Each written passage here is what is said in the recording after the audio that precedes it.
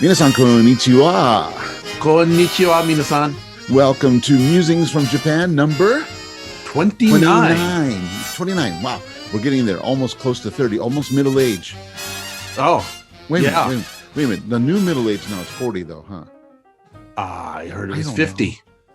Oh, even better. Okay, 50, so, yeah. So we're still teenagers. We're still young.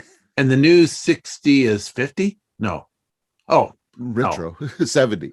yeah. The new 60 is 70. Okay, That's right. And the new 70 is 80. And so we just plus 10. Okay, plus 10. Yeah. But we're 29. That's right. 29. Do you remember when you were 29, Greg? Yes, I do. What were you doing when you were 29? Well, to be honest, I started teaching when I was 29. Wow. Yeah. I delayed my teaching until I was 29 years old. Good job. Good for you. Yeah, guess what I did? What did you did? I came to Japan when I was 29. You were 29 when you came to When I was Japan. 29 when I moved here. Now 30. Hikoshikita. 31 years ago. I turned 30 in Japan. Wow. I turned 50 in Japan. So imagine, I worked me too, but Yeah, I hope so. It's amazing because now I think about it, my whole professional life or working life in America ended when I was 29. And then I came to Japan and transitioned for a few months in April, May, June, July, August, 5 months. And then I turned 30 and I've been here ever since. And I'll be 60 this year. You had no idea, did you? Heck no, it was supposed to be a 1-year gig. Yeah. Pretty amazing how it turns out the way it is. 1 year and I'll go back and get my music job in the South Bay or the Bay Area and work until I die. Yeah. Yeah. No, instead I came to Japan and I'll work here until I die. So how's your weather today? Well, I have to do the weather? Oh, you know what? Actually, you don't. This is your job. This is okay. Wait a minute. Well, Hey, Greg, how's the weather today? It's going to be rainy, and we're going to get a big storm today. So it'll be rainy all day, and it's already started. Yeah, it's cold, and it's going to rain. It's not starting right now, but it's going to rain this afternoon. It's going to dump, so I don't have to wash the car. Yeah, Phew. no, it's going to clean our cars for us today. Well, I don't know about clean, but and at least you wash. are about 283 miles, U.S. miles from me. Yeah, if I wanted to drive to you, it'd be about 280 miles. Yeah. Or if I wanted to ride the bullet train to see you, it would be about 4 hours. Depends on which way you go. The quickest way is through Tokyo, right? Well, yeah, actually, it'd be about just 4 hours on the train, not counting a transfer time. Could you get to Nagano from where you're at on the Shinkansen? No, or that doesn't link up. You know what? Actually, yes, you could. Yeah, you could. It would. I'd have to go to Tokyo.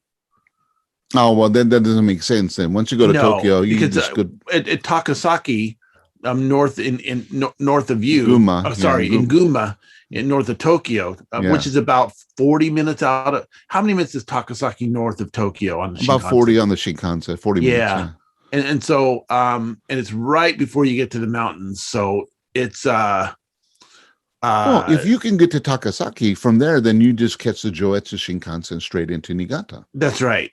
And but what you can do is you can transfer in Tokyo to the Hokuritsu Shinkansen and then go up through Takasaki and it goes to Nagano. Yeah, I did that. Yeah, and that Shinkansen goes all the way around up to Niigata-ken, I think, the southern. It goes to Joetsu, yeah. Joetsu, yeah. That's what I was thinking. Is that maybe you could catch the Shinkansen straight to Nagano, but you can't. You have to go to Guma before you go back to Nagano. So you're kind of coming back and then going to the south part of Niigata, which would put you 2 hours away from. It'd still be far. Yeah, it'd still be far. Yes. So just the steady. It's like an airplane ride. The Shinkansen, you can get a train in Nagoya, which has only 2 stops before Tokyo Station. Right. And you have an hour and about 20 minutes or almost an hour and a half ride from Nagoya to Yokohama, Shin Yokohama. You know, it would be so nice if they could, from Nagoya, hook you up to like maybe somewhere in Toyama or Kanazawa or up Yeah, that'd on be that. great. If you go that way, and then you can go the Japan seaside. Did I ever tell you how the first time I came to Niigata City was by Mm. train? Oh, was it? But Yeah. it was a train that doesn't exist anymore. It was a night Wow. train. I remember catching the train at 11:30 p.m. in Osaka, and I get on the train. It was a sleeper train, and I had a little sleeper booth, and I took the train, and it goes really slow up the Japan Sea. I arrived in, for example, in Nagaoka, it was like at 6:30 in the morning. So at Like, Nagaoka, Niigata Prefecture. so Osaka to Nagaoka was 7 hours, and then from Nagaoka to Niigata was another hour and a half. Wow. Really slow. So Yeah. To go like, from Niigata to Nagaoka to Niigata in an hour and a half. but it was a local train. It wasn't a Shinkansen. It was a local, so it stops at every little stop. Oh. See, so I, it was an hour and a half, and I finally got to Niigata. It was around 8, and I was supposed to meet the guy who I was going to interview with. And being a Californian, it was winter. I came in wintertime, Greg, and I didn't know. I was stupid. I wasn't attuned to the weather like you are. That's why we always go to you for the weather. Yeah, that's right. I just, I left Kobe, and it was nice. I was wearing a sweater. I had a shirt, tie, and a sweater. No hat, no umbrella, no jacket. And then when I got to Nagaoka and I opened the window in the sleeper and I looked, and there was big old chunks of white things falling in the sky. Snow. It was snowing heavily. Wow, your first time to come to Niigata, it was snowing heavily. And then I get to Niigata Station. It wasn't snowing, but there was a little bit of snow on the ground. Niigata City doesn't get a lot of snow. Not compared to the outlying areas. But it was windy and cold, and all I had was a sweater, a little shirt, and a tie. No umbrella, no hat, no gloves, no scarf, nothing, no jacket. So I went to keep warm because the guy was late. He was supposed to meet me there, and he was late. So I'm standing out there in Niigata Eki, the old side. And so I bought a canned coffee, a hot canned coffee, and I'm holding it like this to keep warm. It was so stupid, Greg. I mean, wow. And I still chose to work here. Yeah, but then there was no, and well, I think it's great because they considered that part of the country, the countryside. Right. And out in it's a remote. They think it's kind of remote, even though it's really not that remote. But in a way, it is because it's the end of a train line. Yeah, compared to Osaka, it's very remote. Oh, yeah. Compared to Tokyo, very remote. Compared to Nagoya, compared to my area, it's remote. Yeah, we're out of the way. Yeah. So it was. Although, I worked at an elementary school east of here, about 15 minutes east of here, and it was kind of considered countryside and remote, and it was a very small elementary school. I noticed that the people like on the Pacific side of Japan have a different concept of country than we do in Niigata. Yeah, I think so. Yeah, because the Tokyo people think Niigata Prefecture, the whole thing is country. It's countryside, yeah. To them. And it's not. It's not, but to them it is. And to Osaka people, Niigata is well, I mean, I'm not sure right now, but the last people I knew in the Kansai were always saying, "Oh, yeah, Yukiguni." Ah, yeah. You live in Yukiguni, the snow country. You live in snow. It's like, oh, Niigata is for 3 things only. Snow is number 1. Also, when I remember when I lived there, I never felt I was isolated or in the countryside. No. Because there's always houses and there's always people and things around. And Niigata's a metropolitan area now, and it's over 1 million people in the metropolitan area of Niigata. So it's not like there's nobody around. I mean, Yeah, but see, having grown up in the country, I looked at my Facebook feed, and 8 years ago today, probably. I don't know, 8 years ago, yesterday or something. No. Today, recently, I saw the Google Street View map car. Yeah. And that was in the countryside, the true countryside in Tulare County, California, where I used to live. Mm-hmm. And I was there for a time before I came to Japan, and then I remember seeing that car, and I knew exactly what it was at that moment. And what's ironic is it's never been by my family house, and it's still unmapped to this day. In Tulare? It's still in Tulare County. Hmm. And where I grew up, the family house, the street you go down, Google hasn't been down that street or recorded it yet. That's funny because they've even recorded where my parents live in Big Bear. Right. And they're that's remote. Right. But this I don't know why they haven't got there yet, but it's still remote. They even got my house here in Shibata. I saw them. I saw the Google guy come drive by here. A friend of mine, he teaches at John North High School in Riverside. He was in San Diego, and he was in front of the San Diego Public Library or some business, and he recognized the car, and he and his friends did a see no evil or some kind of a gestures because they saw it and they did it on the spot. Yeah. You know where that's famous from. And it showed on Street View. You know where that this comes from, don't you? No. Oh, really? You don't? It comes from Japan.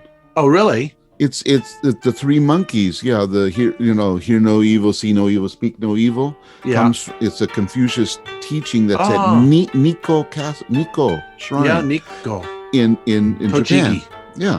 It was put there, 300-400 years ago. It was carved into the wood of the main shrine. Yeah, there's a lot of animal gesture things that they have at Nikko. You got to go to Nikko. Greg. I've been there since. Didn't we go there in 1983? Yeah, but you got to go there now that you understand Japanese. Yeah. Because when we went there before, it was kind of cool. It was an old shrine. But now, I've been there 3 or 4 times since then. It's like every time I go there, I discover something new. Yeah. And it's so cool. And the woodworking and the history behind Nikko is so crazy. So you okay, before you die, that's a Nikko again. Well, Japan has so many places to explore and discover, I think. But this is and rediscover for you. So I mean, that's more important. One day I'd like to make it to Shikoku Island. Yeah, I've been to Shikoku just once. Yeah, but it was nice. I was watching a person who does this Japanese blog. She speaks in Japanese, and it's mainly for English learners, I think. But she speaks in Japanese, and some of it's she changes her level. But what's interesting is she goes walking around on Shikoku, and she takes a hike up to this shrine, and it has a spectacular view. Pretty neat. You can see another small island nearby, and so I'd like to go to Shikoku someday. Yeah, see, I've only been to Shikoku once, but I went there before the Akashi Bridge was built. Yeah, so there's a bridge from Honshu to Shikoku now. Yeah, in Akashi Hyogo, and it's a huge bridge. They built that after I left the Hyogo campus. I used to live near there. So that opened up the island to permanent auto traffic without having to go on a ferry. Oh, but I took the ferry there. That was fun. Yeah. It was like going to Sado, like take, Yeah. It was kind of. Oh, I took the jet foil to Sado. Sado, I've done the jet foil and I've done the car ferry. I'd like to do the car ferry to Sado. You get there early in the morning. Is that a couple hours? Yeah, it's a couple hours, and you drive your car into the bottom, and they lock it in, and then you go up top, and you sit on the deck, and and that's kind of fun. Or you could go get something to eat at a restaurant or something. Yeah. Well, I remember taking the ferry from Murakami to what was the name of that island out there? Awaji. Awajima. Awaji Island. Awajima, yeah. Awaji Island. Awa Island, yeah. Awajima, yeah. Awajima, yeah. Anders likes to go there. Right. He went camping, right? Did you went camping with them? Is that what we didn't go camping? We just went around the island, and we took a little bus trip, and then we saw this group from Okinawa. They were there playing, and we had lunch and whatnot. It was a great day. Yeah, you can. It's good for camping. A lot of backpackers like to go there and escape. Also, what's nice is that they have a horse ranch there, and you can rent horses and go horseback riding. Oh, they have a lot of ryokan too, Japanese style Yes, hotels. yeah. So you Yeah, go out on a day trip and you ride around the island on a horse and come back to yeah. the You know, ryokan. it only takes you 15 minutes to get around that island on a bus. Not on a horse. No, but they had one traffic light. Yeah, They had yeah, one signal. yeah. I remember that. Yeah. So And it was kind of neat because you know you were an hour and a half ferry ride one way, mhm. and And it's a really remote island. So yeah, it's pretty remote. But it's, those it's, who know Niigata Prefecture, and the Sado Island is a fairly big island here that's part of Niigata, and actually Sado was very important for yeah history. Well, no theater. So the Japanese white-crested ibis, the toki. Oh yeah, the toki. Yeah, One of the ugliest birds in the world to me. but it's such a popular part of the Japanese culture up there. When a toki flies, it looks nice. The Actually, when it's Niigata flying. culture. Yeah, it's part of Niigata culture. Can't escape. Well, anyway, but I've been I want to tell you about a project I've been trying to do. We came here. Oh, what's that? We came here in 1983, right, on a music tour. Yeah, first time.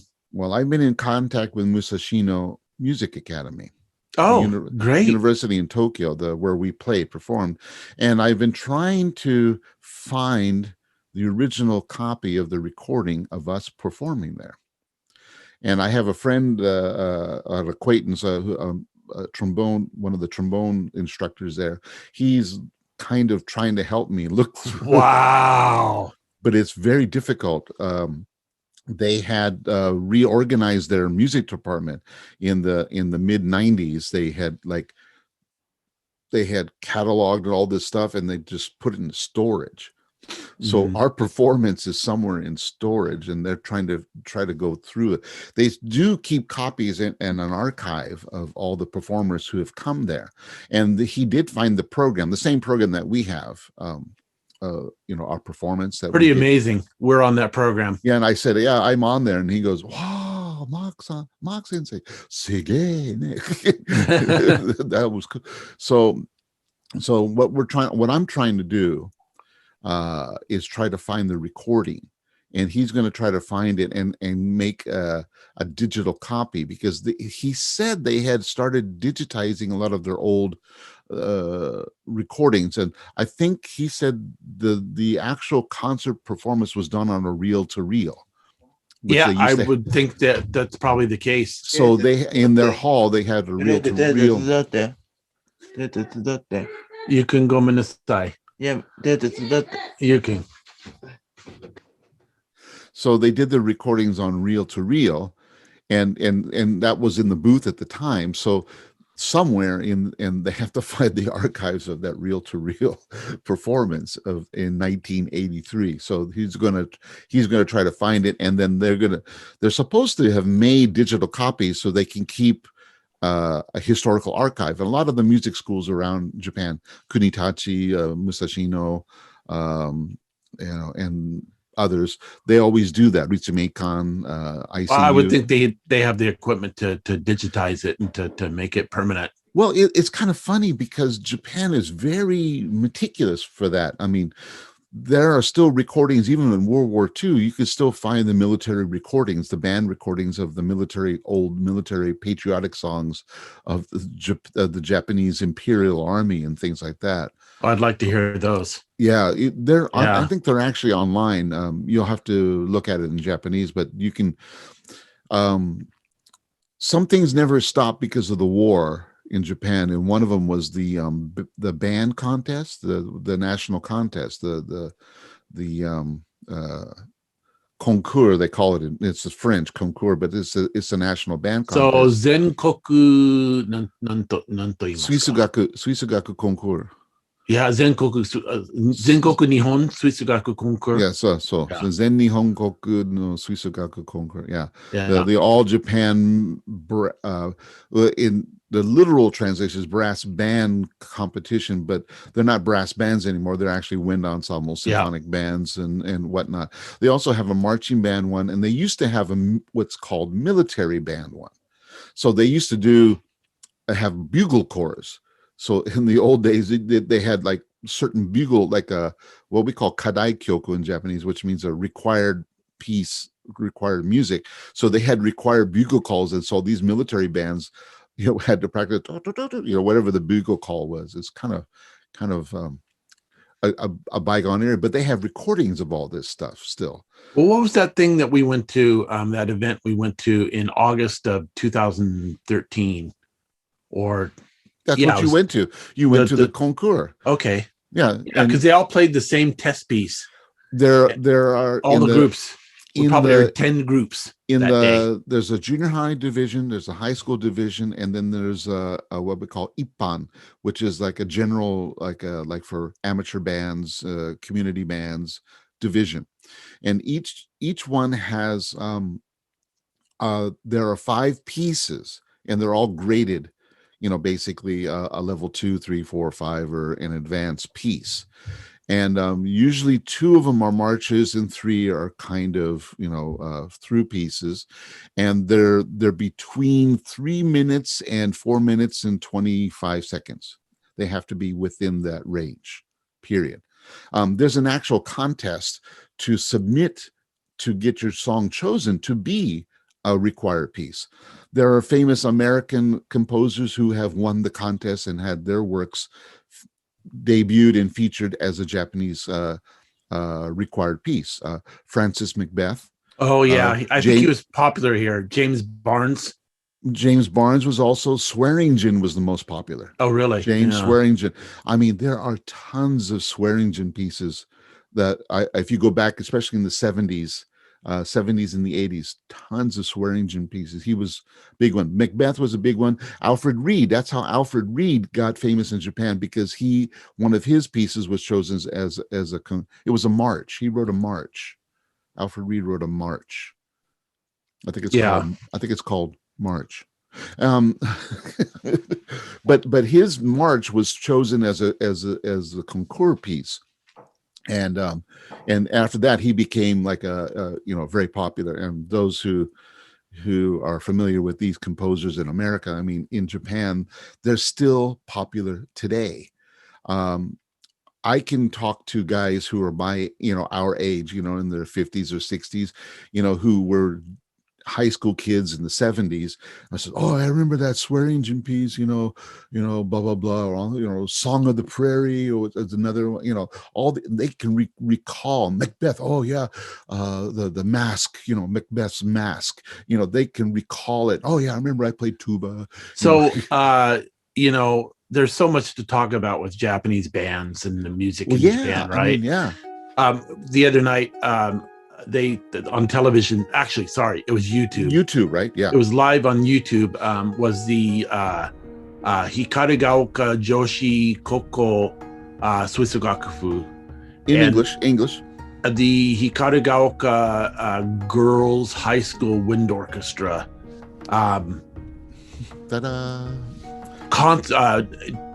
annual concert, Teiki Ensokai, which is their annual concert. Yeah, 44th annual concert, and they did it and they did it from Nagoya, from Century Hall in Nagoya.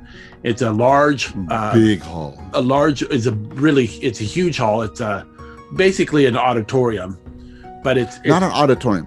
The auditorium is a misnomer. It's a hall. It's a big hall.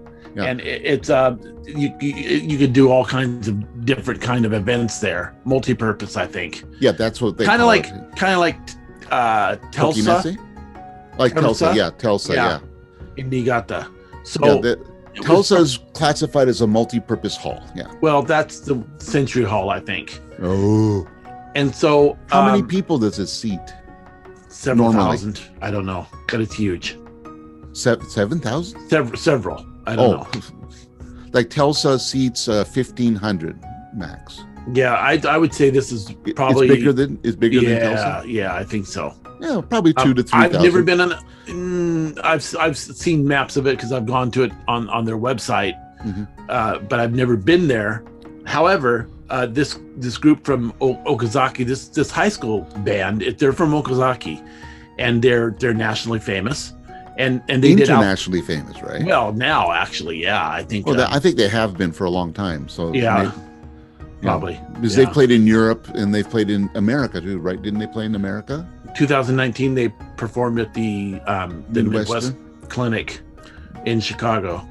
And I think they've also been to some of the European concours. They've been to some of the contests in Europe, and they've done some Asian championships contests, which are down in Thailand and Singapore and stuff like that. So they performed a piece on their annual concert. They performed a piece, and it was shown live only during the time limited. Yeah, you could only see it live, and they took it off after that, but you could only see the live stream, and so I watched it. Maybe like 1,300 people were watching at the same time. Yeah, I watched at just a few minutes because you sent me the link. So yeah, and then they had they did Alfred Reed's Armenian Dances Part 1, which is a very popular piece in Japan for brass bands. Yep. Alfred Reed there's several other Alfred Reed works that are very popular here. Hounds of Spring. In fact, the Niigata Wind Orchestra this year is going to do Hounds of Spring, and this will be the third time they've done it since I've been here. That's in 30 years. So, I've done Armenian dances. I think I told you privately. I mean, when I was a teacher in America, 12 times. Here in Japan, just in Japan. When I was in America, one year I was teaching, and we did Russian Christmas music on our Christmas concert.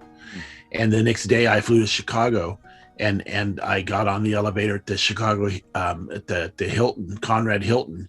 And who was there getting on the elevator with me was Alfred Reed, the composer. And he had composed that piece probably 50 years earlier. Oh yeah, that's its first piece that he became famous for, I believe. But, yeah, he wrote it when he was very young, for sure. So he and I said hello, and I said, "Hey, we just performed your Russian Christmas music yesterday." He said, "Oh, great!" And so he was an attendee at the clinic, as I think he probably often did. But the Armenian Dances Part 1, I was fortunate enough in high school to be in California All-State Honor Band when they brought out Harry Begian from the University of Illinois. Oh, beautiful Harry! Yeah. And that piece was written for him and his group in Illinois, I believe. Or it was certainly it was dedicated to him. It was written for Illinois. It was. You're right. Yeah. We were talking about, Greg and I always talk about music on the side, by the way, everyone. We were talking about the British band composers, right? And I was trying to think of the third guy. Because in Japan, Jacob was very popular. Then we said Philip Willoughby is also very popular currently. Greg knows better than I do. I met Philip when I was in college, but that's the last time I saw him. But you know him better than I do. Oh, numerous times we met. Yeah. But the third one, I'm trying to remember. He's really popular now in Japan. Philip Spark. Oh, sure. Yeah. The British composer. God, I couldn't. Spark. I mean, I have performed maybe 10 or 12 of his different works and arrangements. In fact, my wind orchestra that I used to conduct, we did. He had a great arrangement of the Mozart Clarinet Concerto. Oh, great! And so I had a great clarinetist, and so we did the first movement, and we did his arrangement of it. With a mini wind ensemble. I mean, really a wind ensemble, one on a park kind of thing. I don't know, it was great. I mean, Philip Spark, man, he's everywhere. And Van der Rost, from Holland, John Van der Rost, Jan Van der Rost, do you know? He's the other most popular composer now. Johann de Meij? No, Van der Rost, not de Meij. And how do you say that guy's name? De Meij or de Meij? And I don't know how. Des Moines? Oh, no. I know it's Des Moines. I always say Des Moines, but I'm not sure. But but yeah, he's popular. But Van der Rost is like the number one. And when I was in Europe and Spain a couple years ago, we went to, they had a band competition there, and many bands there were playing his works. So and so his works are very popular in Japan now. So it's kind of, so I can't keep up with it, Greg. Yeah, yes, you can. Yeah. Well, anyway, so yeah, I mean, last night I was watching television as I was coming home from something, and in the car, we were watching television in the car coming home, and I was watching. My wife was driving. But she was driving. I was watching. Good. But and then it continued on when we got home. It was on national television, I think, was the Osaka Towing brass band from Osaka Towing High School, which is a private high school, kind of like Hikaragaoka, it's a private high school. And they had their brass band on in this program, and I couldn't follow all the Japanese in it, but it was a long program, and it was also dealing with the graduation, time, because this is graduation month in Japan. Well, part of it, I saw a little bit of what you're talking about on a highlight on NHK. Yeah, they're doing towing, because towing right now, baseball team is in Koshien. They're in the final championships. They're in the final 8 or 16 right now. I mean, towing is an excellent men's baseball team. It's like one of the best. It has been one of the best in Japan for probably 50 years. Osaka Towing. It's just one of the powerhouses. A lot of pros come from that high school program, in Japanese pro baseball players. But their brass band cannot participate at the Koshien. Those who know Japanese baseball, high school baseball is very, very popular here in Japan. This is probably one of the most popular sports in Japan, is high school baseball. Wow. And they have a national championship in Osaka at Koshien Stadium, where the Hanshin Tigers play there. That's their home stadium in Nishinomiya. Where right now the whole stadium is taken up only for these high school tournament. But because of the pandemic, last year it was canceled. Both tournaments, they have a spring and a summer tournament. Both of them were canceled last year because of the pandemic. Yeah. So this year, now they're playing the spring. They're allowed baseball teams to come in, but no cheer ensemble, no cheer groups, and no bands can come. Because at the high school, it's like a football, like in America, we have football, the band goes and plays at the football game, right? Yeah. Well, there's no real football here like that. So when you play the baseball game, you bring the band to the baseball game, right? And Towing Band is very famous. Their brass band program is big and famous, and it's a powerhouse like their baseball team. So to have the team go over there right now, but without the cheer band, it's really bad. And I think in that program they showed where the band was playing in the hall, and they had it televised. What they're doing for the brass bands is they record the brass band playing the cheer songs, and then what they do is they play the recording in the stadium during the game now. So when you hear the game on TV, because you can watch this tournament live on TV, when you see Towing playing, and when Towing's up to bat, you'll hear the brass band playing, but there's no brass band. They're just piping it in the speakers. So they play all their favorite songs, so they can cheer and play and bat. And Towing's doing well. They got this pitcher who's like about 6'3" in high school, and in Japanese high school, that's big. The guy throws a 95 plus fastball. And so he just, last game, he shut out a team yesterday. I think it was 1-0. I'm sorry, that's British. 1-0. So they anyway, what I learned is that they're very, very famous, and they have many recordings that even are available on. They're great online. You can get their recordings online, and I even in American stores for, like, say, iTunes or something like that, you can get this high school's brass band online. You can get the whole competitions, all the performances of the winners of the national contest. They produce a recording CD of that. It's like a 5 or 6 CD set of all. That'd be great. Yeah. So you could. Where would one go to get one of those? I have to show you the website that you go to the Yeah, national. It, this national band site is a horrible website. These people don't know how to make websites. It's just, but it's just you click on it. It's just a bunch of things and links, and it's all Japanese. So you have to read Japanese to get to it. But I could show you, Greg, that'd be great. and Yeah. then you can also buy the scores that they required.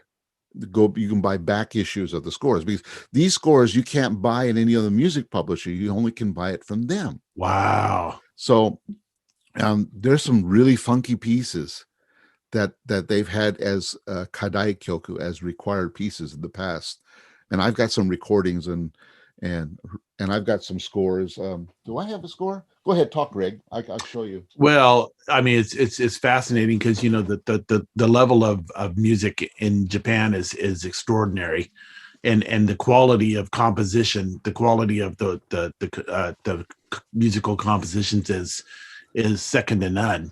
I This mean, is the 2001. It says right here, 2001 Zen Nihon Suisogaku Concours. This is the 2001 All Japan Wind Ensemble Contest required pieces, and these are 4 of the required pieces here. And this is just a score. So I used to just buy the score so I could study them. So you have your march under the flag, ceremonial march, procession of peace, over the hill march, and then the running steam train march. This one, funky piece. mm. I mean, it's based on the guy's vision of a steam train, an SNL, and I mean, you get the full score. So what you do is what I used to do is I used to buy the full scores, and then I would study them and see what be appropriate for my ensemble to play. And it gives you the instrumentation and the breakdown of the piece and what's required. Do you think they still offer the full score online now? Yeah, you go to the website. Yeah. This one, you go to their website, the All Japan Band Association, the Oh, AJBA. great. So you go to their website, and then now some of them are out of print. They'll still list. They might give you a score, but they won't have the parts.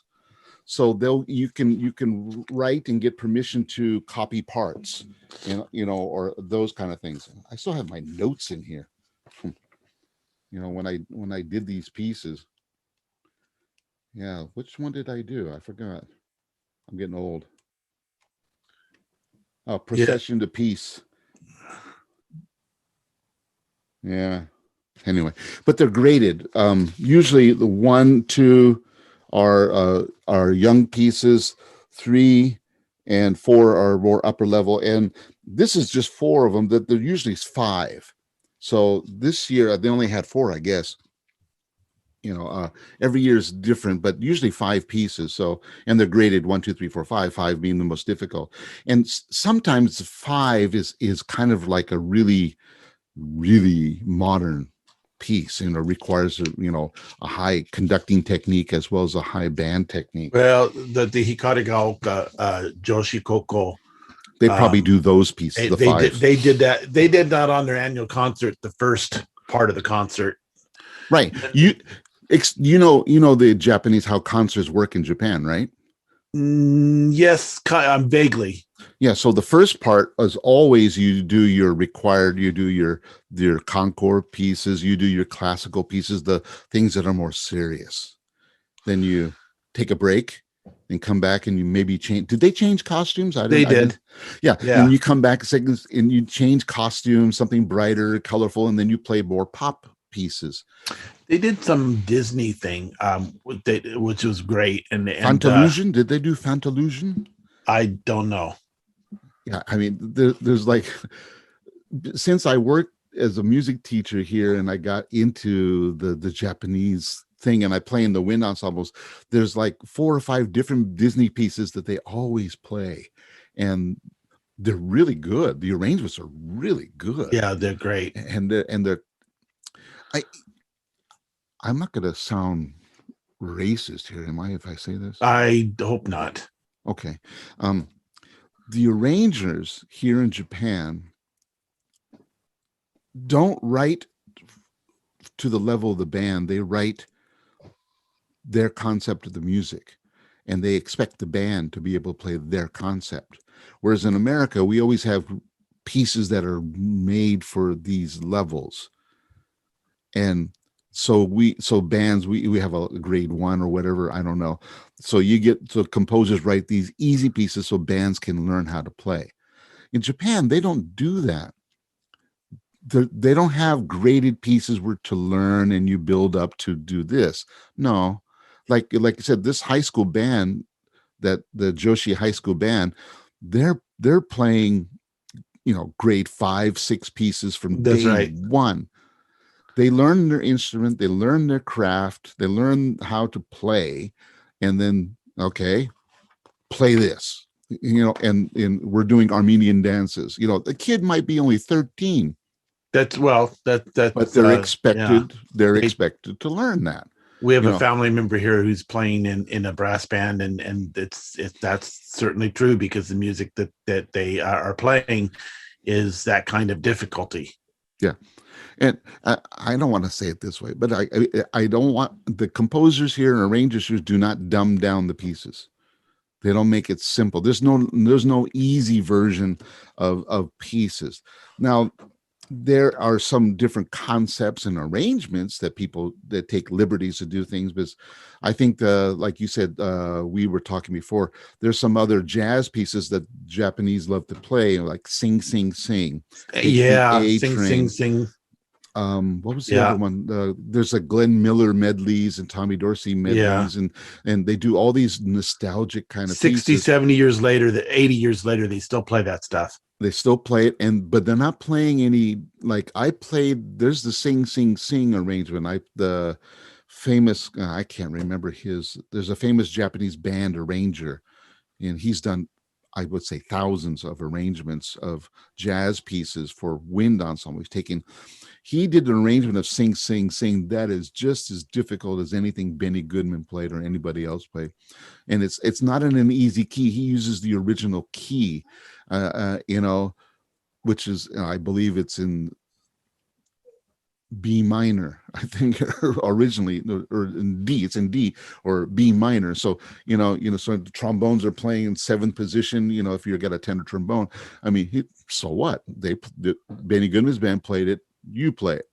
So he took the arrangement. He would transcribe the solos from Benny Goodman and say, okay, you let your clarinet player learn how to play that solo.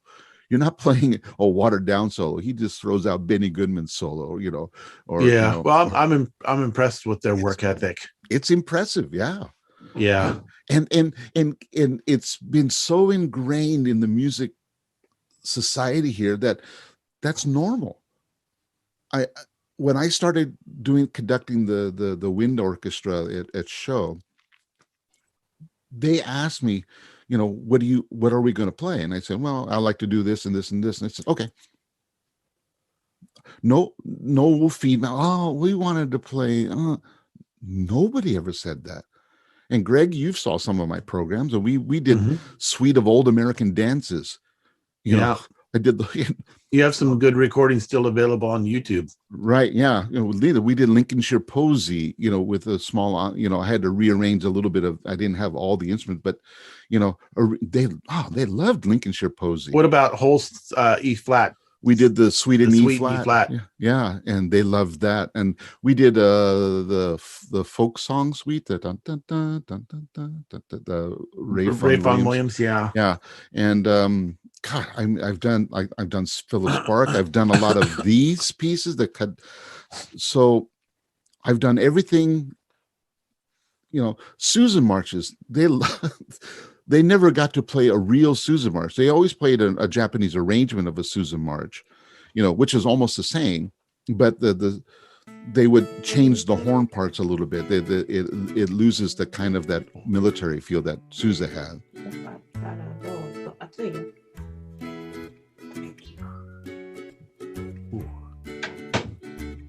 Greg got coffee. Oh, nice.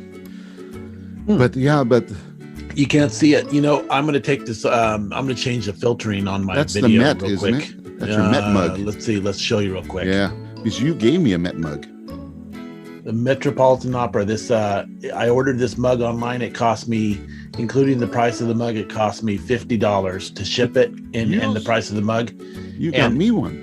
Yeah, I did. I brought it over from America, and I had ordered. Yours is a Carmen mug. This is a generic Metropolitan Opera, but this mug came from New York in 5 days.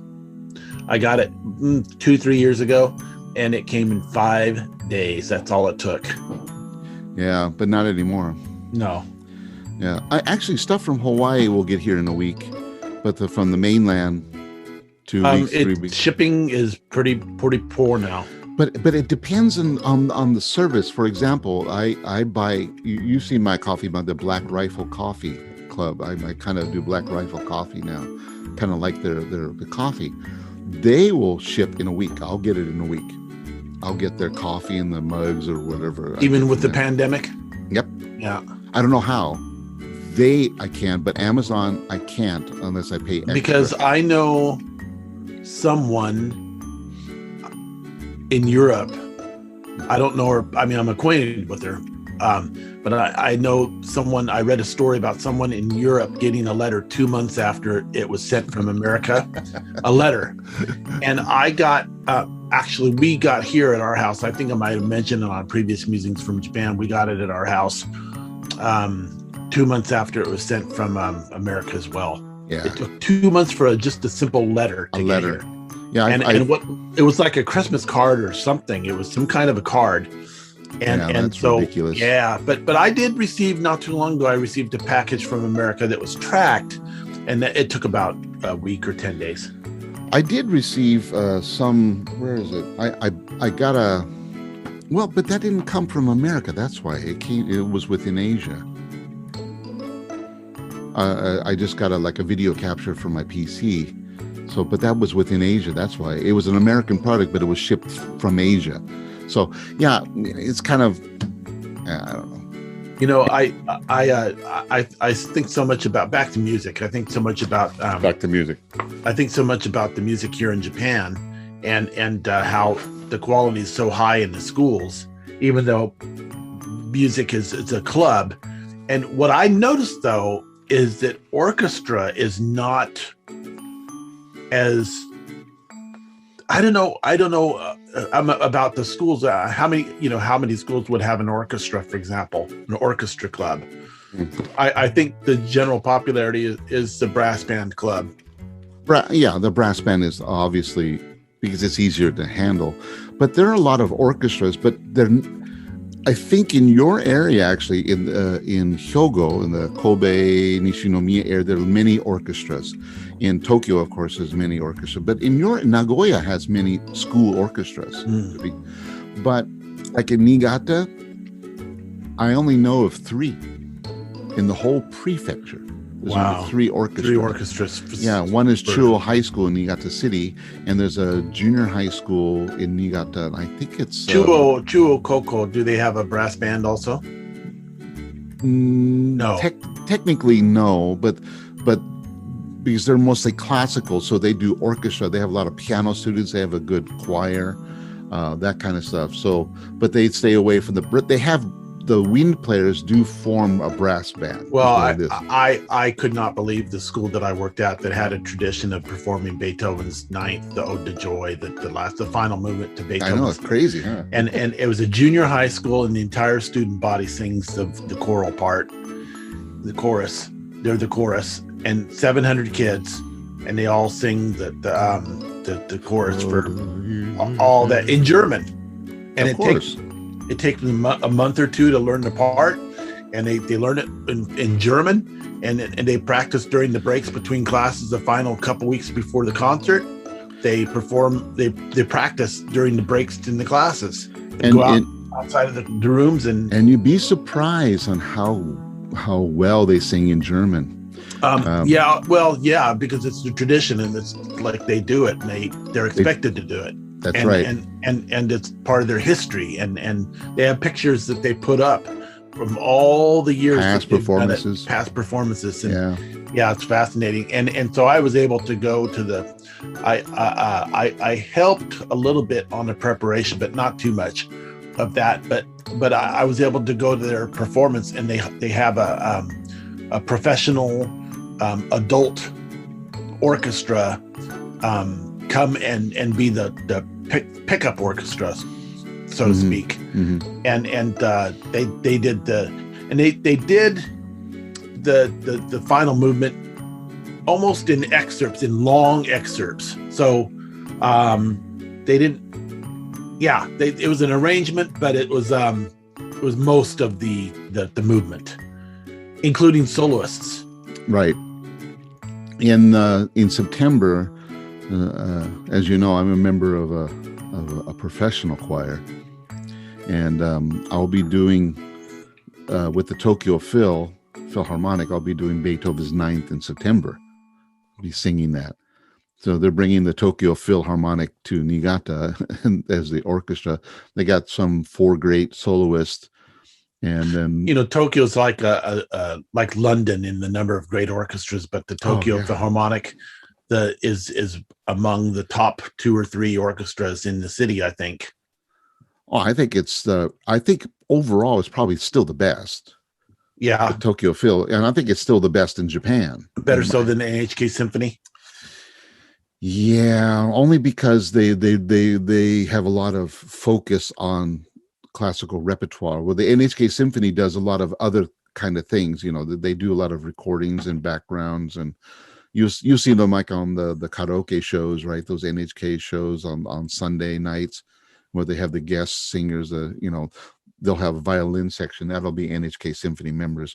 So they do a lot of studio work, but the Tokyo Phil, man, they're the opera. When they do operas in Japan, they glean from the Tokyo Phil. Those guys are the ones who play in the opera theater, orchestras and stuff like that. So I was looking at a website the other day, the Metropolitan Opera. They're starting to open up.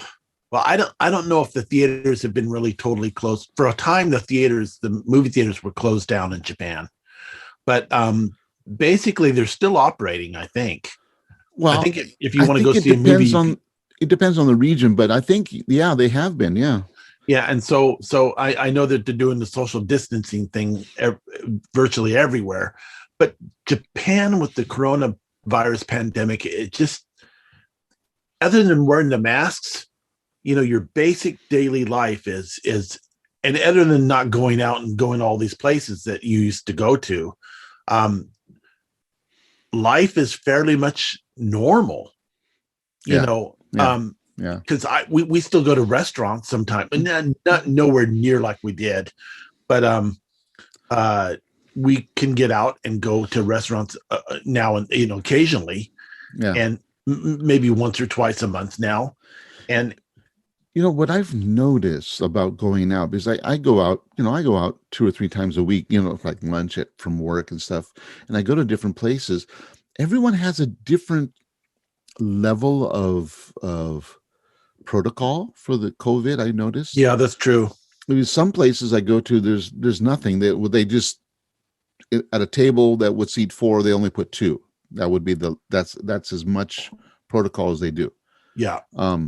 Or some places I've been to, they'll have barriers and cubicles where you eat. Some places will make you line up outside and only let you in at a certain point. And some places have nothing. I've been to all of them, Yeah. And it's kind of weird, but the one constant here, and I think same for you, is that you have to do your hands at the door and you got to be wearing a mask. Yep. And then when you're eating, you take off the mask, but then when you're not eating, put the mask back on and don't talk loud. And everybody adheres to that generally. Right. Nobody sits there and tells you to shut up or put your mask on, and it's just common sense for us. I thought it was interesting also how life is continued. And I think it's partly because here we're an island country and we're isolated, so to speak, from the rest of the world. Yeah. And you can go to the movie theater next month and watch the Metropolitan Opera in the movie theater. They're met in HD series. They're doing Wagner's Die Walküre. But they'll space you. That's all they'll have Yeah, to do. but still, you can do that. And the New Japan Opera Theater, they did this month. They did a whole run of Wagner's opera Die Walküre, which I think they did in a reduced version of that opera. I think they revised it, and they used somebody made an arrangement or something of the opera. They listed the name, and it was so they played Wagner's opera. They did Wagner's opera, but still the fact that they're even able to do it, and they had a maximum seating of 50%, right? And which was a lot compared to what you usually see at these concerts. Well, yeah, like ours concert, we did a Rise Up Big Band. We did a concert a couple weeks ago, and first concert for us in over a year for the jazz band, and it was limited seating. It was 50%, so we had half the hall full. We filled up half the hall. They spaced out everybody, put little things on, don't sit here, don't sit there, and you had a great thing. And nobody could like go woo, they couldn't say anything, so everyone was like Minasan Genki. It was kind of like that. So, and the band we were even spaced on the stage a little spread out, to make sure that we have enough, and it was great. It was nice to play live. But I've noticed a lot of jazz clubs in Niigata Prefecture. I see on my Facebook friends, they're doing clubs things. The bands are small, 3, 4, 5 members as a combos. But they're performing. So some of the bass player, the drummer will wear a mask. The vocalist might be have a barrier in front of them. But that's about it. I will be very happy when they get rid of the masks.